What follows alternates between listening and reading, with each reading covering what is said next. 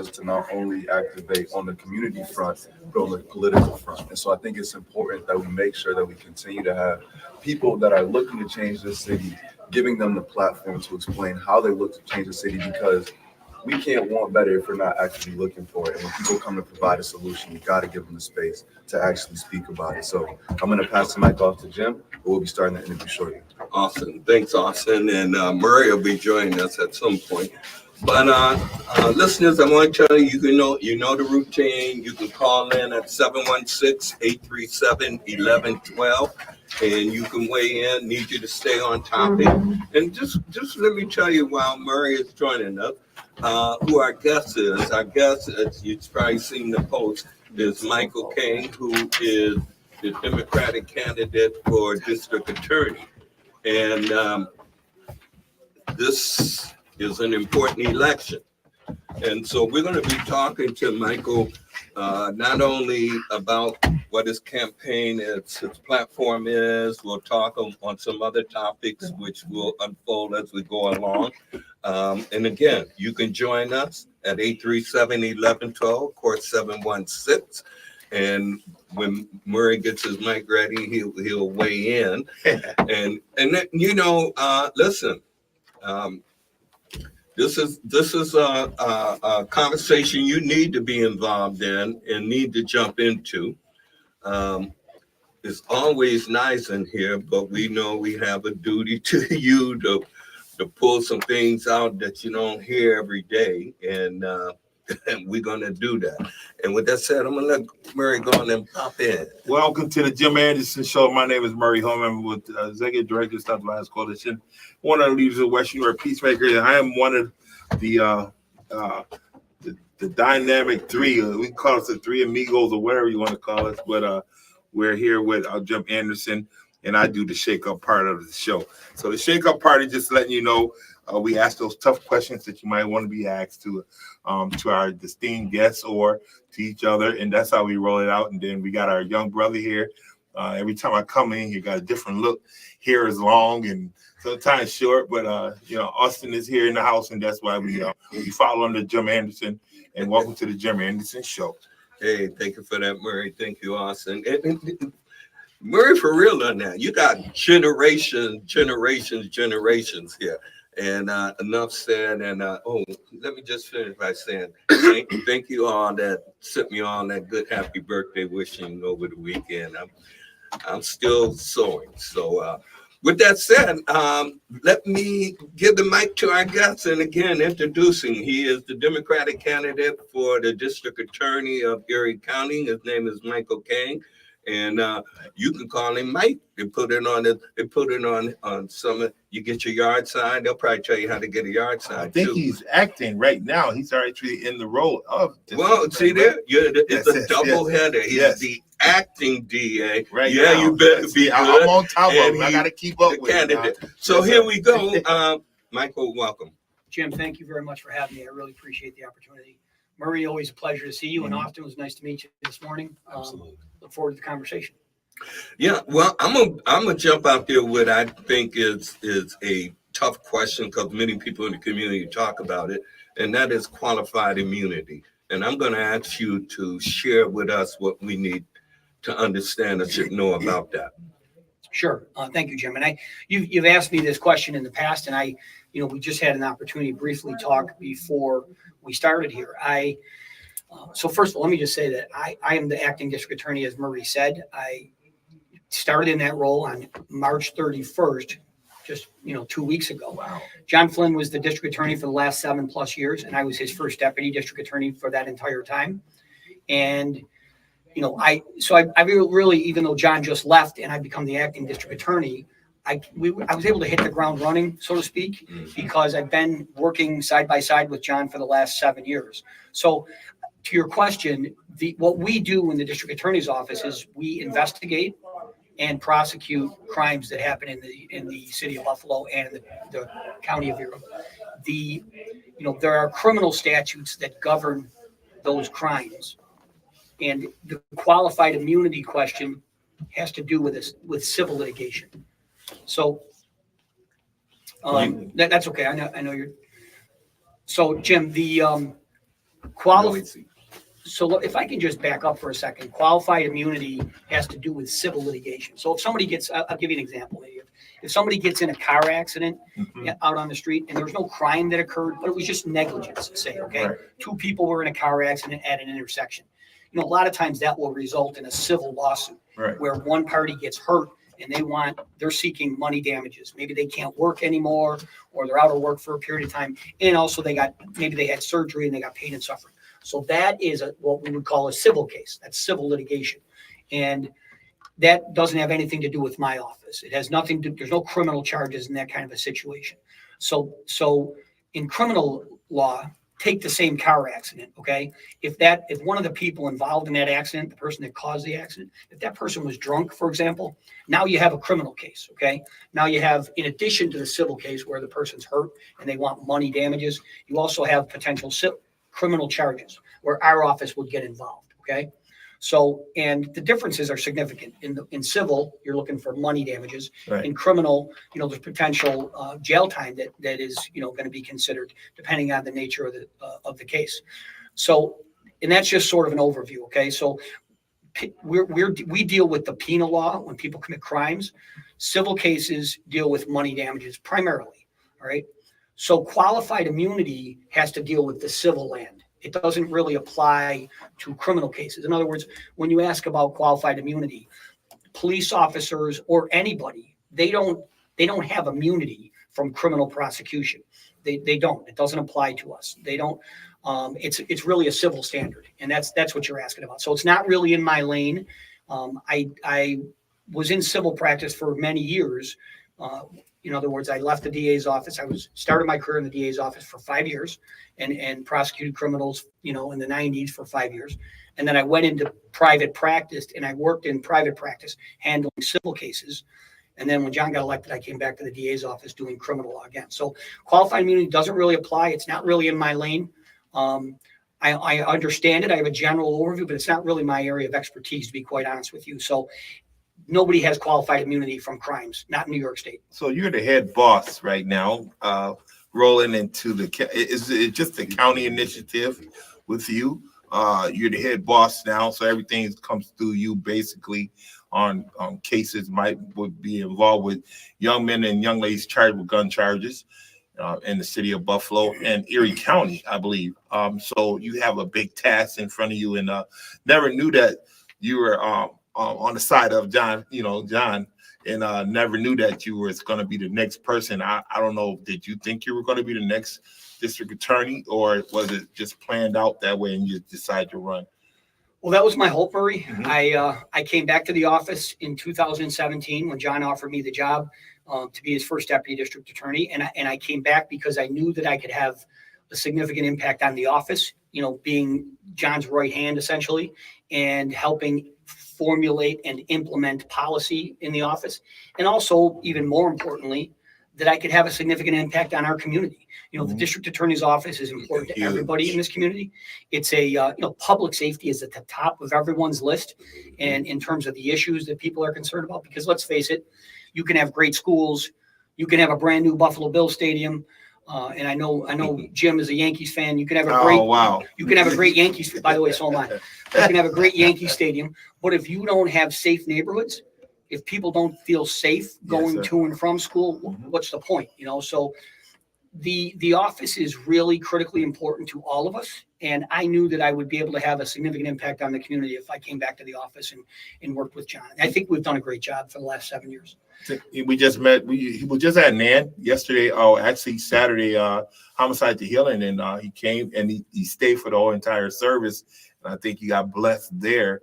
I can see Marshall McWilson laying hands on you. So that church thing is effective in our community, Jim. When we have people that we know that are doing the right thing in our community, and you stayed there and you heard some stories, and people reached out to you, and they're still reaching out to you, and that's the key part in our community is you're reachable. And you're not the one to just say, okay, I'll do it, and then all of a sudden here it is, we can't come to the office or have representation like Austin and myself and Jim to come there and say, look, we got an issue in our community through the grapevine. Can we talk about it? Well, sorry, Jim. Murray, I'm glad you brought that up because I think it's one of the most important things we did in the last 7 years is we've engaged with the community under John's leadership and with my help as well.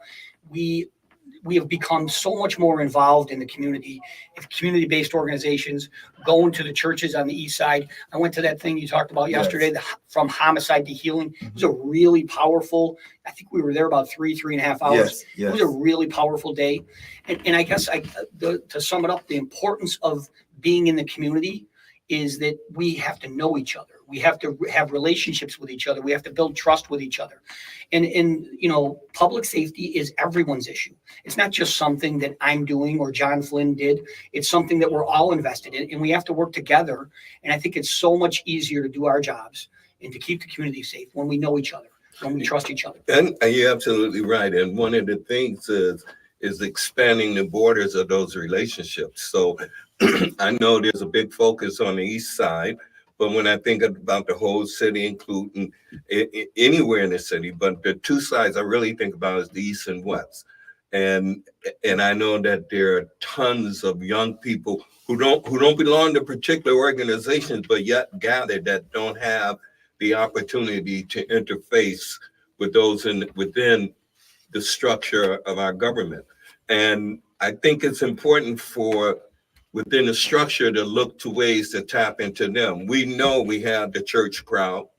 And we know too that the opportunity beyond the church crowd is one that is still untapped and needs to be brought up to level ground so that everybody feels a connection.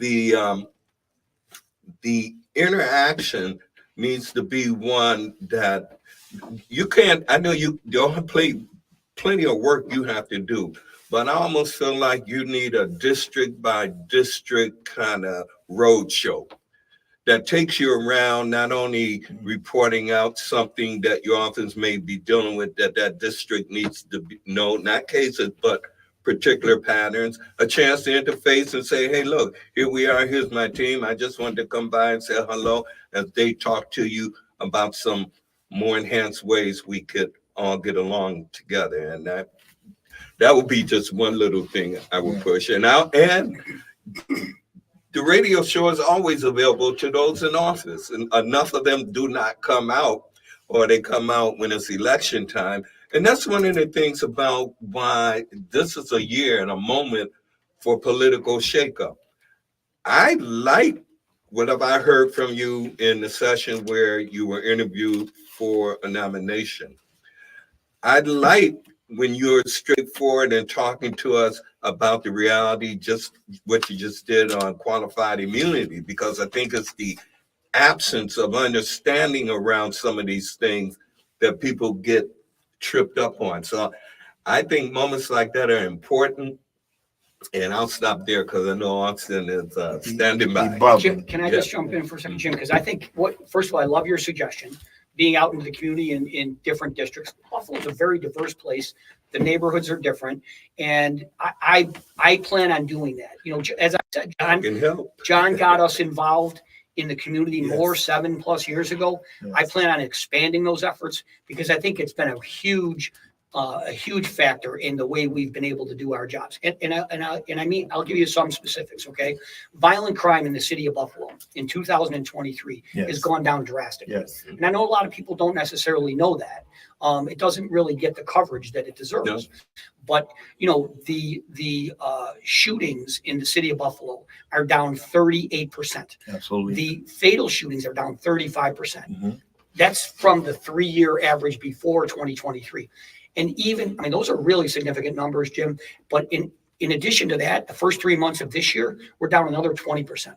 So look, I think we're making an impact. I think we're doing a good job, and I think we should all take credit for it. Because in partnership with the GIVE program, which I'm a part of as well, that's Guns Involved in Violence Eliminated through the Department of Criminal Justice, that we go out with law enforcement as community-based and talk to young men that might have charges, not one charge, but 2 and 3 charges, and get them some help, resources that they need. So that falls under that department as well. It's a great thing to point out, Murray. I think it's one of the reasons we're so successful. We do these things that they call custom notifications, Jim, and they are kids that are at risk of getting involved in, violent crime and gun violence. And we identify them because either they've been shot themselves or shot at, or maybe they had a gun. And we go out with the probation department and parole and our law enforcement partners, the city of Buffalo primarily. And we talk to these kids so that they don't take the next step. It's important. I said the other day, we are in the business to try to put ourselves out of business. Yeah.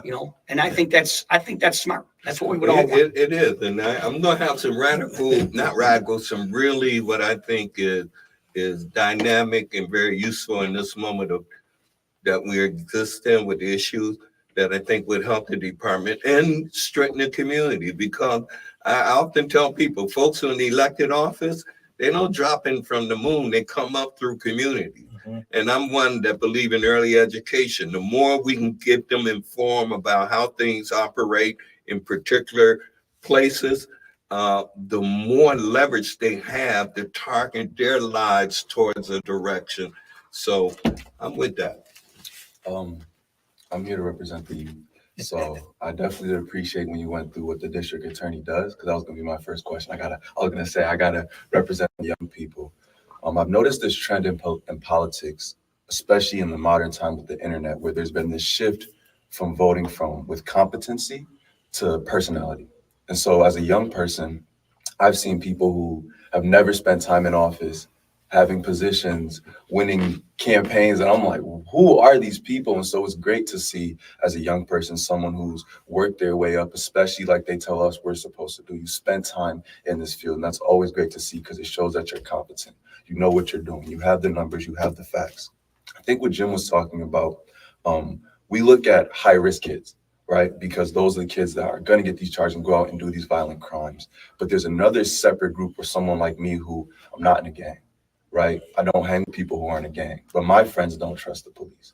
And so even as someone who knows I'm not doing anything illegal, when I see a cop car, my heart still drops. I think there's this weird gap where it's the kids who aren't necessarily in those gangs that make up more of the community voice, the conversations. I think that's what kind of needs to change. I'm not saying I have a solution at this current moment, but I think for what Jim was talking about, for people like me, when my conversations change, when I start to trust, and it's not necessarily a distrust in you, but your officers are an extension of you, and there's a trust that they're going to represent the office like they were taught and trained to do. But there's also an element of they're human. I know they want to make it home too. I know emotions happen. I've had a 8-hour shift where I was tired. You might be tired, right? There's things that happen and we're human. And so I think that for that separate population who maybe isn't on the look for healing circles, right? It's just kind of going through life with this, it is what it is mindset. There's work that needs to be done to change the dialogues of regular people to say that I trust this officer, not the leadership, this officer. Yeah. I trust that they're going to look after my best interest. And as someone who talks about communication a lot, I think it is conversation. I think it is having a much more familiar stance to say that I know this officer cares about my community. I know I hear a lot of back in the day of walking the streets. Right. I see people in cars flying down streets. We're all in cars, but walking the streets, talking to me not only when I'm on the wrong side of things, but I'm on the right side of things. Hey, young man, thank you for picking that up. Things of that nature. And again, you guys have a lot on your plate. Not only you, but every single officer, like I said, I understand is looking after a city and looking after themselves. I think that that's a very important designation that we understand as listeners. My grandfather was a police officer. Why would I never want him to make it home, right? So I really can't ever get mad at that. And we have to understand that we are both humans on both sides of the issue. But like I said, for what Jim was speaking about, I think there's just a separate population of kids like me who are just regular kids who want to feel safe as well, even when we're not doing anything wrong. But that's a journey and it's a process. And clearly from the information that you're bringing, it's clear that you're working in those steps. So I have no negative statements. I'm definitely a fan. So often, Austin, if I can just if I can just add to what you said, I think it goes back to the issue we've already been talking about, and Jim mentioned it. It's communication. It is about relationship building. Buffalo Police Department has a neighborhood engagement team. Yes. I see Murray out there all the time with them, and that's what I'm trying to do in our office even more so. The Sheriff's Department just recently added, I think, 6 positions to a similar program where they want their officers out in the street, because you're right. You shouldn't feel nervous. If you see a police officer, I understand that response. I know it's a long time ago, but I was your age one time. And young kids, they make mistakes. That's one of the things that we deal with. I think we would all agree that people commit murders and violent crimes like rapes, those people need to be taken off the streets, because you shouldn't have to live in a neighborhood where someone's going to shoot you and kill you. And but on the other hand, the vast majority of stuff that we see is nonviolent. The vast majority of stuff is young people making mistakes, and we have to have a mindset. We don't treat everybody the same way. You can't do that. You have to look at everybody's situation on its own and give people breaks and give people the treatment that they need. We talked about this earlier. There are mental health courts now in the city of Buffalo. We didn't have that when I was in the office in 1994. We have a veterans court that didn't exist. We have an opiate court. We have a DWI court. We have all of those diversion courts that try to gambling court too. They try to deal with the underlying problems. Back to what I said a second ago. We don't want those people to come back to court. Okay, we are really trying to put ourselves out of business. The recidivism is one of the problems. You don't want people coming back. So, Austin, I appreciate your perspective, and I think it's that we're being smarter. The Buffalo Police Commissioner, Joe Grimaldi, I have a great relationship with him. I also have a great relationship with John Garcia, and we're all engaged in this, effort to try to work together as a community, get to know each other and communicate. I think you're right, Jim. You point out that, people don't know what qualified immunity is. I can explain it. It's not a simple concept, but it's not really in my lane, so to speak. So when you talk about, and what Austin is talking about, basically, a young man gets pulled over in the city of Buffalo, and all of a sudden his life can change. He can be a student with A's across the table, never been in trouble before, and he's now being affected by either a gun in the car or something that he might have done wrong when being pulled over, didn't know that, it's procedures on how he should act. And then now all of a sudden he gets a record. And I know that some of these records put kids on probation for 5 years. And you're like, come on, this was a small, piece that he got involved with in his life, and it changed his life to now he's under the gun for the next 5 years. And I think your office is trying to work on plans like that. Like you said, if I get it, if you murder and do rape or harsh crimes, and let the crime fit the task of the law. But when you got young men that's never been in trouble before, and then we had this problem with our organizations years ago, and I think Antoine Thompson was here, and we pressed Frank Clark about making some of these laws stick a little bit harder, because our community had 98 homicides. It wasn't the 38 homicides and things like that. And young men were getting released back into the streets, and it was creating more and more crimes. And then someone was just, like Austin said, just got in trouble one time, and then it affected their life. So how are you going to approach that with your office with a young man that's just got on the radar, really needs to be in programs? Hold on, before you respond, can I just say one thing? Because I get in trouble for not talking on the mic by the DJ. But anyways, I want to be clear about the student that Austin's referring to. He's not saying the one who ever got like that. My son was an honor student, 4.0, Canisius High School, and regularly he would get pulled over. One day he was longboarding home. He was on one side of the block. Police officers pulled up. My husband was literally around the corner. They stopped him. They checked him. They searched him. He didn't even have a chance to say, my dad is around the corner. I think what would have been better is if those same police officers would have stopped and said, oh, that's your son. Sorry about that. We did a whatever, give some more context. But this isn't the kid who there was a gun in your thing. It's how do you help the psyche of the kids who he hangs out with a bunch of honors kids who are lost and could simply just be driving down the street and don't have the parents to come home and say what happened, because that can mess with your mindset on trust and trying to do the right things, because you can't take off your melanin. It's there. So I think that's the student he was talking about, not the one that got in trouble the one time with something in the car. He was talking about a different context. And what programs are you proactively doing to help increase the trust when things consistently happen to a student like that. That's the framework I think Austin was coming from. So, but what I'm saying here is this, though. It's not just Austin. I hear your point, but I'm saying an officer does not know what that kid has when he's there. I'm saying the resources that your office is getting ready to start bringing is going to help the one that has good and bad. And this is the kids that I get in programs through the county, right? I have good kids and bad kids. I have 18 kids just got released to me, good and bad. And so the good and the bad can teach each other what goes on. That's what I'm saying. So his situation might be different, but it could be the same type of situation where a good kid might be going to play basketball at Canisius College or whatever, and he gets caught because his man does tucked something underneath the seat. And he knows nothing about it. And he still gets that same charge because everybody in the car might be charged with the same charge regardless. And he have no clue about that. That's why I was asking you what programs you might have for that. Sure. So, Murray, I think the situation you're describing in New York State, we have a law that presumes that if you're in a car and there's a presumption of possession of a gun, unless it's on someone's person. If it's in the center console or it's under the seat, then everybody in the car can be charged with possession of that gun. Now, we have to be smart about that. Okay. Yeah. Now our office is not out in the street with the police officers. We don't make the original charge.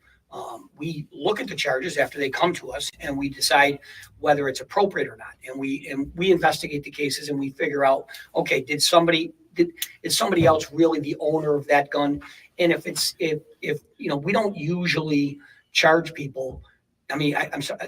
The police don't usually do that. Okay. Yes. Now we will rely upon the automobile presumption in certain cases.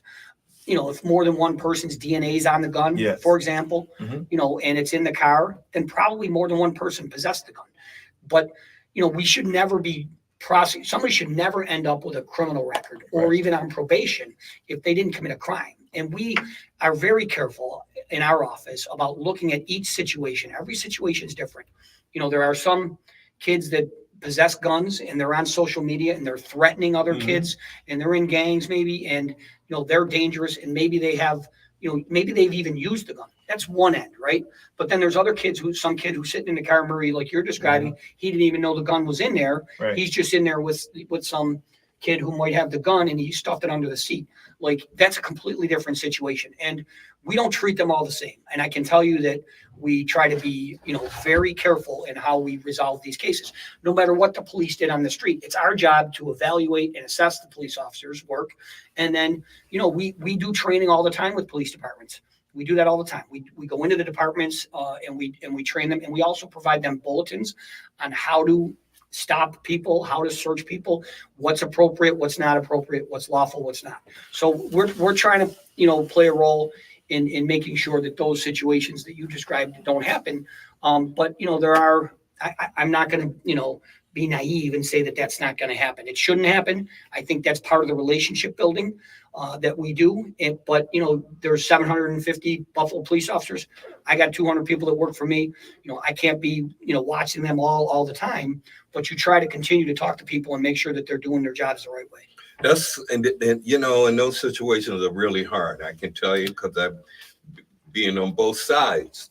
When I say both sides, never on the lockup, being an employee and doing a lot of police work as well. And here in Buffalo, going back to when we had the children, sort of like the youth police academy, where we take the kids on the weekend, on a Saturday all day and go through things. I'm thinking something like that for a road show with the DA, kind of moving around to communities that, that is like a DA's academy. Yep. And, your team is in there bringing out particulars that are important. But what I wanted to say on that last part of the discussion, and I'll remind folks, in that second half an hour, we'll get into Mike's campaign stance and any other thoughts around policies in there. I do want to say that cases like that, community, are hard. And so the best thing for you, and I know I'm talking to some, if not all, and I know it's not all, but some, don't be getting in no car when you know somebody ain't straight up, and then get into something and you want to say you didn't do nothing. Don't get into it. Be wise enough to avoid those kinds Ask of the question. situations. And you know, folks around you that you know are shaky, they're shaky. You know it. Don't engage with them. Now, on the legal side, that's a hard thing. It would be evidence and that it takes to get a change from what an officer has done. There has to be something there that'll make you change. But community, there's also another leverage. If more people were aware and could rise up in defense of someone who had not done something so bad, maybe, you know, that can move it. Yes. Just as much as if it goes before a judge can move it. We got to go to a break, but I was just trying to add a little more to that. When we come back, the mic is all yours, Mike. Thank you, Jim. We're still on We live. live. So We're still live So if you in still here. want to continue So, the conversation. any tidbits you want to drop? Well, we live, and I won't put this on you, Mike, but I hope I hope This is live. the candidate. I hope the candidate for the 26th Assembly District come on by and see me. And I'm looking to hear, especially our congressional candidates, talk about something on the federal scene, not the little things, but the stuff that's in play now, like Palestine and Gaza, and whether or not the U.S. should be sending more arms and money to a nation that is out of compliance with our own international, with not only with international law, but only with our own policies here too. But y'all just dropping that in there because. So, Mike, when you say because you're Erie County now, so you talk about Buffalo Police Department, but you have how many different districts do you have now going like municipalities like you got Lackawanna, Amherst? Yeah, the entire county. So all of the suburbs outside the city of Buffalo. Right. So there's the city of Buffalo, the city of Lackawanna, and the city of Tonawanda. Right. But all of the other suburbs like West Seneca, Tonawanda, even as far as Sardinia, Right. You go north, Amherst, Right. you go east, you go to Cheektowaga. All of those suburbs in the county of Erie are under my jurisdiction. Great. Wow. You got a big jurisdiction. Yeah. And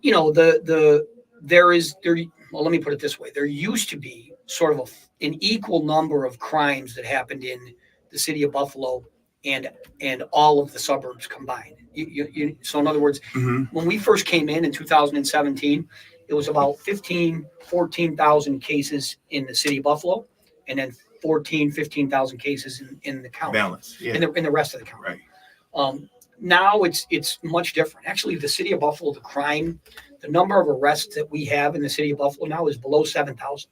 Wow. It was almost twice that when we first came in 2017.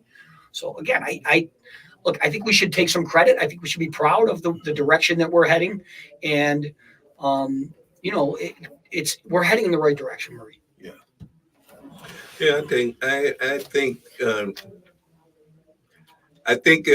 I just, I know from 846 Main Street, the official eyewear of the WUFO. I know from Sports community Report. conversations that they're. Echo. Oh, we're back. Oh, we're back. I'm sorry. Hey, we were carrying on. It's a conversation. Anyway, we're gonna get the microphones to you, Michael.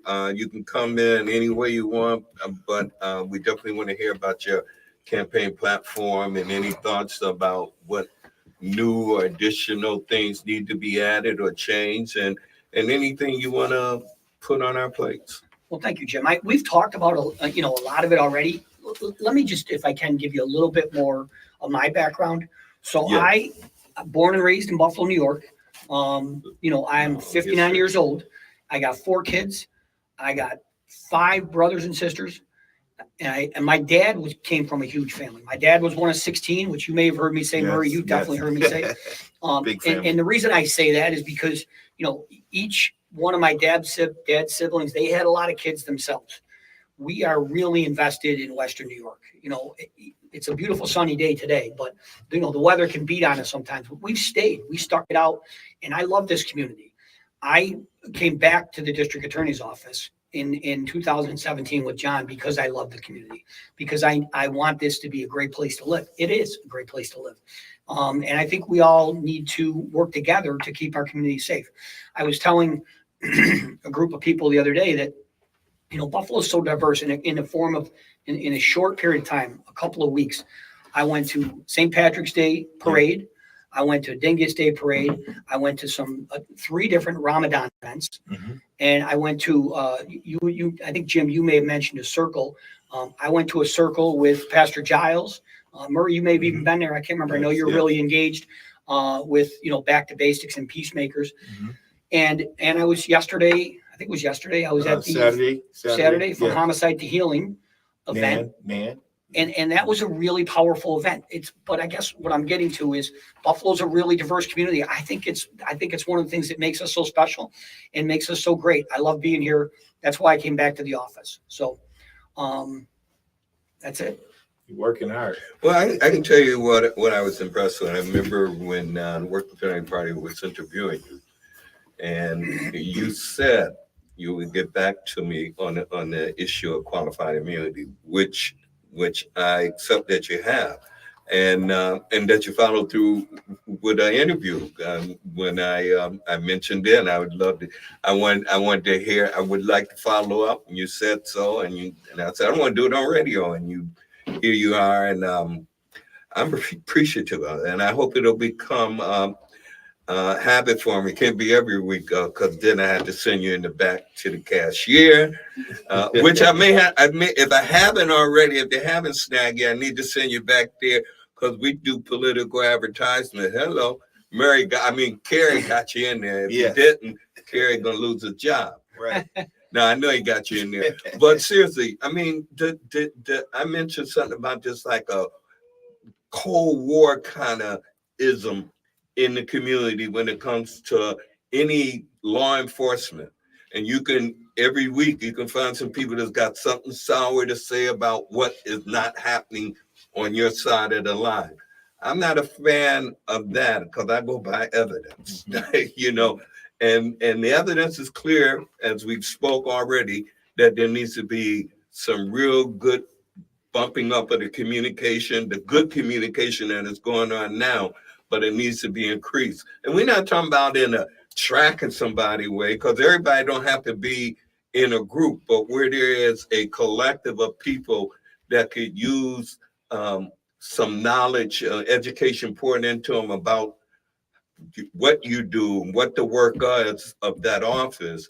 There are going to be plenty of opportunities. And it don't mean you, the person.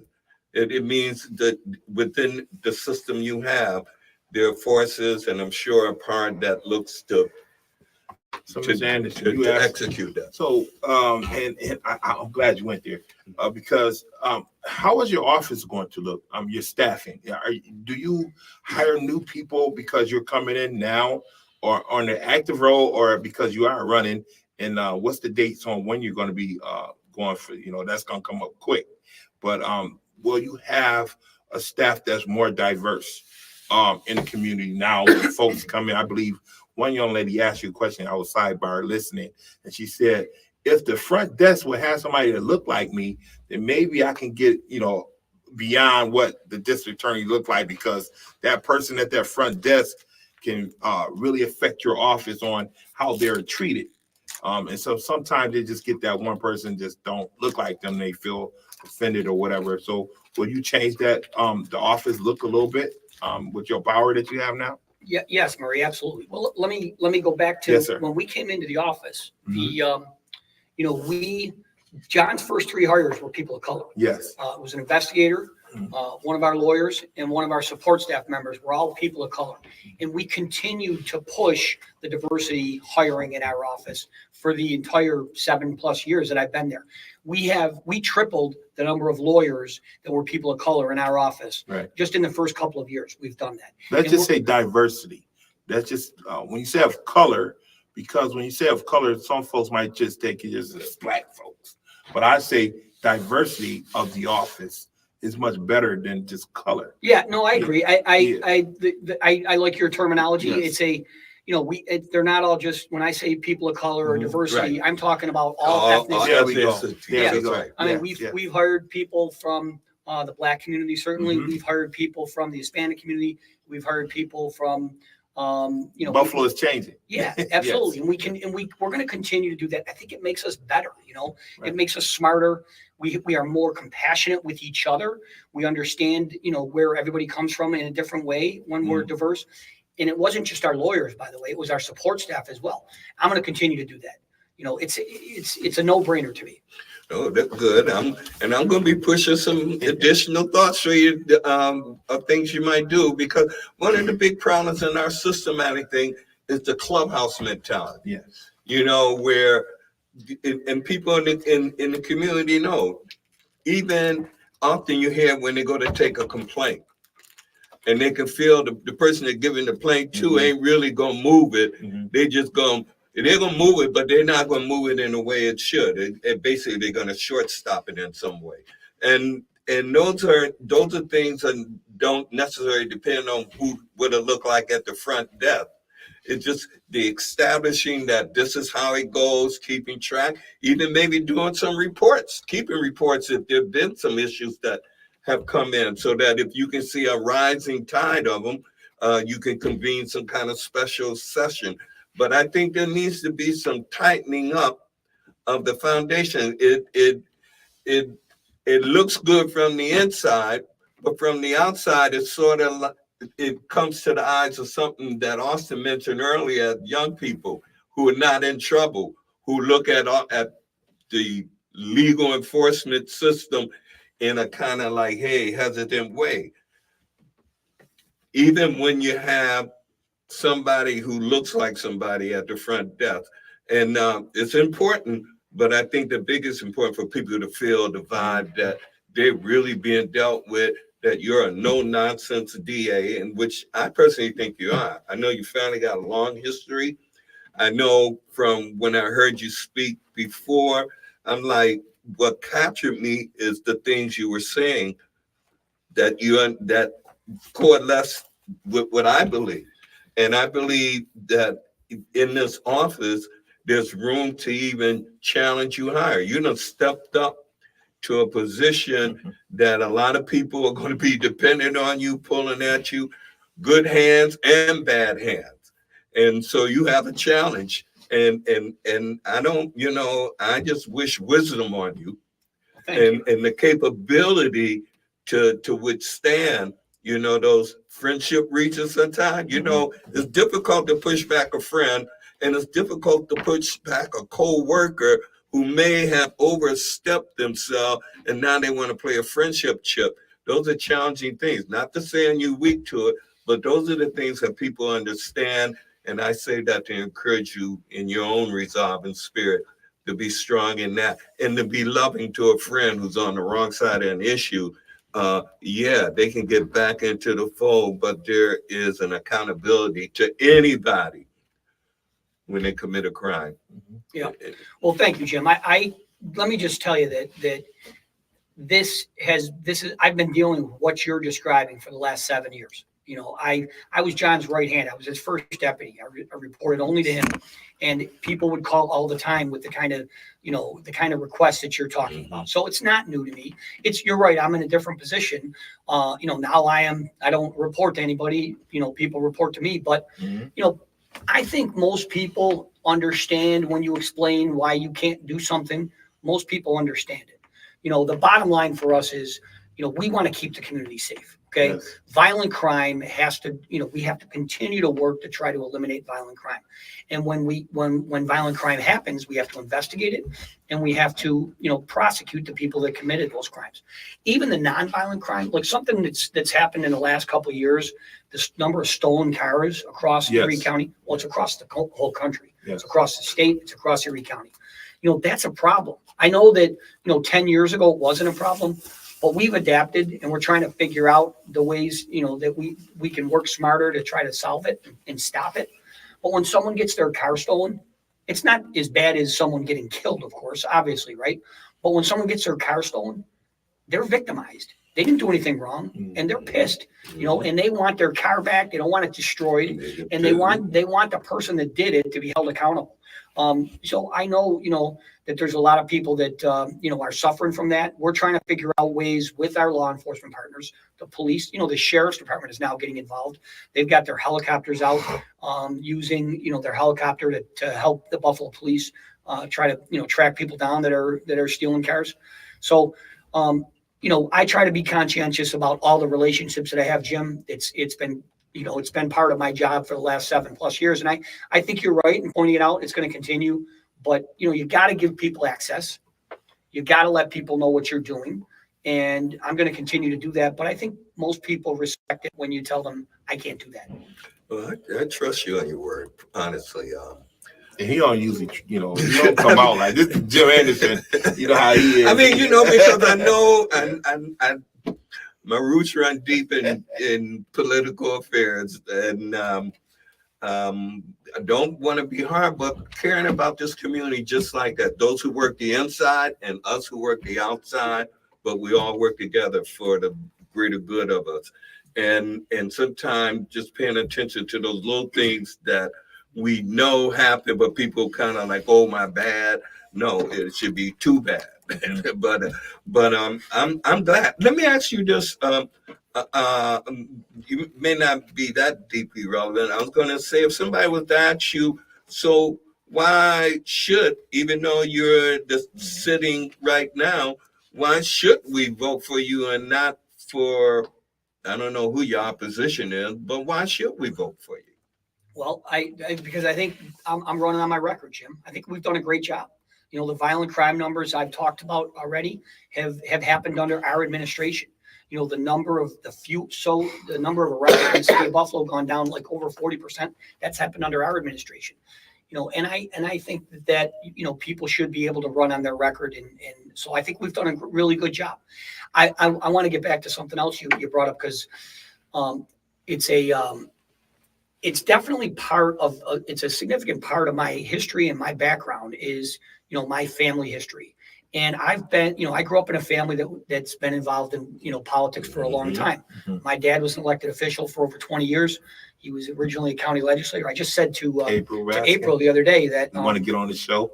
Yes. Yeah, that April, my dad was in her job, in 50 years ago, 1974. Wow. He was the chairman of the legislature, the first Democratic chairman of the Erie County legislature. Mm-hmm. And, I'm proud of that history. Absolutely. And my uncle, Jim, I think you may have known him. He was an elected official as well. But politics is not part of our job. I have to go through a political process in order to get elected, of course, but it's not part of the way I do my job. It's never going to be. It wasn't under John Flynn. We don't make decisions based upon Democratic policies or Republican policies or even working families policies. We don't. We have to be fair and impartial and do justice, notwithstanding, the political process that helps us get there. And I think inevitably what happens when you're kind of playing that role, when you are the police of a community, is there's always this kind of us versus them mentality that forms. And that's why this community and line building is so important to understand that it's more than just I have the badge and you don't. No, we both care about this community. What would you say personally is something that, despite the fact that, like we said, police are often them and we're us, what would you say is more important than that artificial division that we create to the city of Buffalo? I know we always talk about the city of good neighbors, but what would you say best describes the city even more than the divisions that we create? So I do think the city of good neighbors is Buffalo. When I'm out in the community, Austin, it's amazing to me how welcomed I am into the Black churches or into a community event like Homicide to Healing. I'm shocked at how welcoming everyone is. And I think that, I know I keep going back to this, but I think it's all about relationship building and it's all about communication. And, it isn't an us versus them. I had a young woman, I know you guys both know her. Recently, we had a conversation, and I said, look, I want to get back to, where it was in the 1990s when I was in the DA's office. And, we were the good guys. I still think we're the good guys. I understand that there's been some horrific things that have happened in our country. But that doesn't change, that we are, what I do every day is I do it for the victims. Okay. We have to be fair and just and not everybody can't go to jail. Obviously that's crazy. But at the same time, when a crime happens, the person that's the victim of that kind of crime, the vast majority of the time, they didn't do anything wrong. And somebody has to speak up for them. Somebody has to be their voice. And that's what we do in our office. But to your point, Austin, we're all in this together. This should be a community-based solution. It really should. And here's another challenging thing. May not be that challenging, but it is. When a DA is dealing with a case, he has to rely on the police. And so, there are many who feel like, that's where a lot of the details get dropped and some time where they don't get fair prosecution.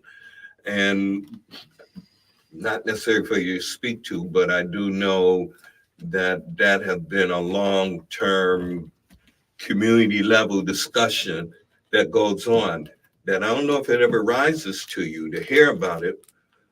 I don't know if you have a thought about how, well, you do, but I won't say if you have a thought or anything. I'm just saying, I know at community level, a lot of times the conversations we have when we're talking about these relationships is that the DA's office is not going to do anything to disrupt their good relationship with the police. And that sometimes means if you're caught in a situation, you might get shortchanged.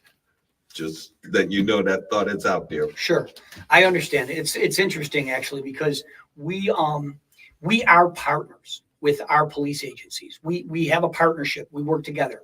But you would be surprised, and I think you're going to be surprised to hear that there is at times tension between our offices, between our office and the police department.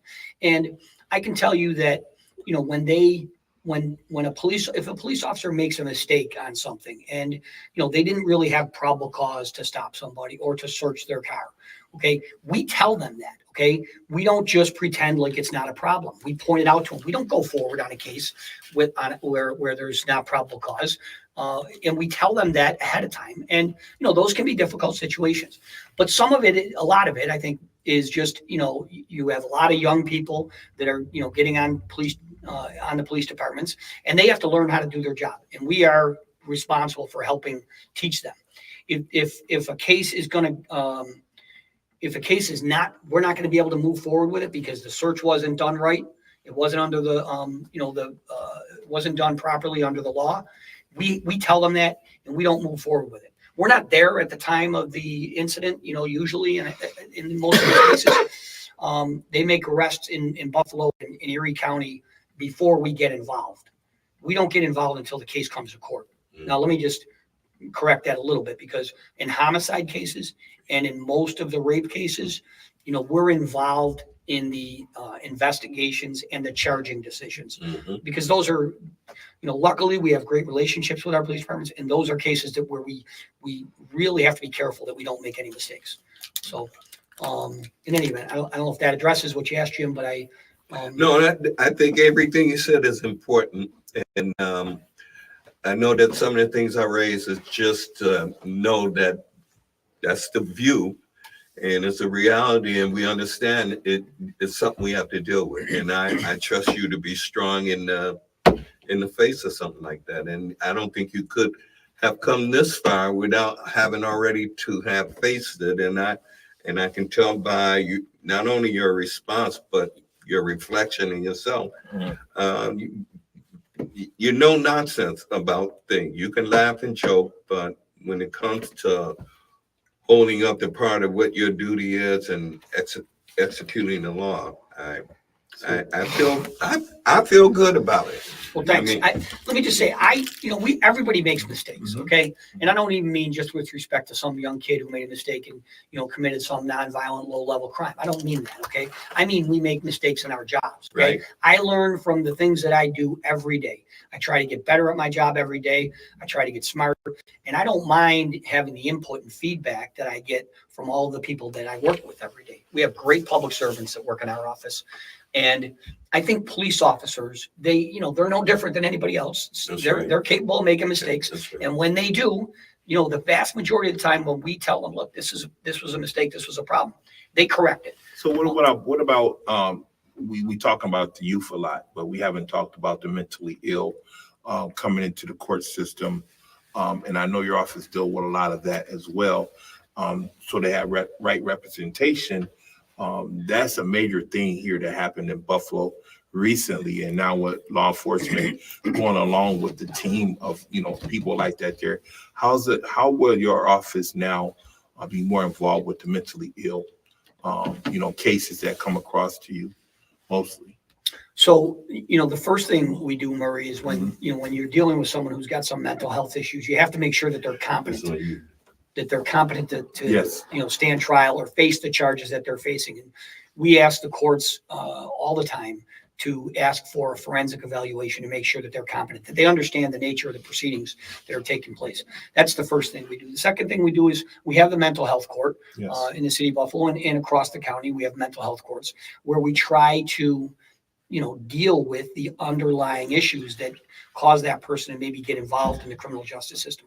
Like I said, it's not something we had years ago. Yes. I do think that there is there's been a neglect, nationwide with, like, for example, our psychiatric center and the number of people that we get the help, for years and years. It's the funding for that kind of treatment has gone down. So it's more of a problem maybe than it was 20 years ago. But we try to deal with it. We're mindful of all of the different sort of root causes for people getting involved in the criminal justice system, not just mental health, but drugs, alcohol, PTSD, veterans. Yes. So in any event, I think we're a lot smarter than we were 30 years ago. So when you run it, Well, I'm about to say, we're going to be heading out. We have about 2 minutes left, so I want to make sure before we leave, we get a chance to say any important dates. I know as far as election dates, as far as any important events that you're having, any ways to contact you and things of that nature. I just want to say for my closing remarks so that I don't cut you off. As a young person, I'm hopeful. I'm glad to see that we have somebody who's running to not look at policing as it's us or them or we're right or they're right, because in the conversation, you can only speak to either understand or be right, but not both. And so to hear someone who's saying, I want to understand, what I'm hearing on both sides from us as the people, but also on the police side, we're trying to build the community back up. And so it's great to hear that. And I think that it's something that as a young person, I'm excited to see the fruition of your steps when you get elected. Because I'm going to speak. I'm not going to say if, we're going to say when you get elected. It's exciting to see the steps that you'll be making to help Buffalo be better. Thank you, Austin. Let me just add to what you said, if I can. I deal with police officers all the time. The vast majority of them feel exactly the way you do. They don't see it as an us versus them. And I think the better we work together, the more we get to know each other. I think that is the path to, fixing this problem, this us versus them problem. So any important dates that you want us to? Dates and events. Sure. Thank you. So November 5th is the election this year. I'll be, on the ballot at the same time as the president, at the same time as Congress. And, we're going to be working continuously between now and then to get elected. I have a website, I have a Twitter page, I have social media that I, quite frankly, have to rely on other people to do, like Kate. But yeah, I'll be out there, and I appreciate your help and your support. And Jim, whether it has to do with the campaign or just issues with the office, I'll take your invitation, and I will be back anytime you want. Great. I know it won't be every week. But, so what's the number? They can get contact with Kate. She's running your office or your campaign. How do we get in contact with people that wants to be involved with your campaign? So you can go on the website, which if I can tell you that, it's MikeKaneForDA.com. And Kate is a public information officer for our office, the Erie County District Attorney's Office. That's her day job. She's also been supportive of me on the weekends and at night when she's not working for the county. And she travels with you along the way. I always see her out at certain places Yep. as well. So Kate is involved. Yes. Shouts out to Kate. Well, thank you, Michael Keane. And listeners, look, you can take my word. You don't have to take my word. But I want to say this has been a really good conversation. The vibes in the room just really comfortable. Our guest, Michael Keane, the sitting DA now, is up for election on November 5th. I think he's been very credible, very honest, very just straightforward.